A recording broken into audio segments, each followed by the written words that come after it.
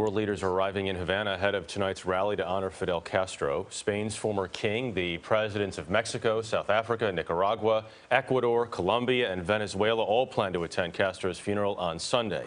Notably absent, Russian President Vladimir Putin, Canadian Prime Minister Justin Trudeau, as well as President Obama and Vice President Biden. The White House is still deciding whether to send an official delegation. Charlie Rose is at Revolution Square in Havana, where Cubans are lining up to pay their respects. Charlie, good morning to you. Farewell. Good morning from Havana. During the nearly 50-year reign of Fidel Castro, massive crowds came to this plaza to hear his thunderous speeches. Yesterday, hundreds of thousands came to bid farewell. Today, even bigger crowds are expected. In fact, behind me, they're already beginning to line up.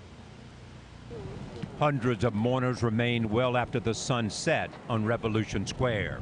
Fidel's brother and Cuban President Raul Castro placed a flower by his picture. Several other Cuban officials also paid tribute to the man who led the country for nearly 50 years. The lines of mourners Monday grew longer as the day wore on. Many were overcome either by the heat or by grief.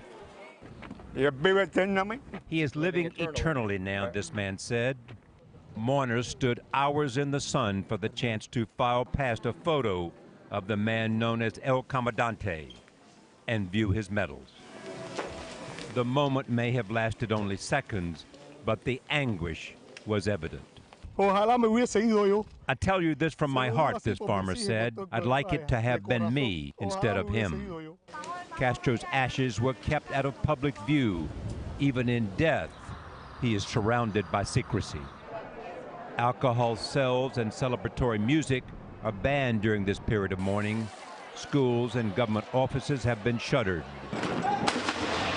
Many mourners, who also signed an oath of loyalty to Castro's revolution, are state employees or students. Around the world, Castro is seen by some as a murderous and repressive dictator. But to these Cubans, he is a father figure and a national hero. Tonight's rally, in fact, will be a kind of massive send-off for Fidel Castro.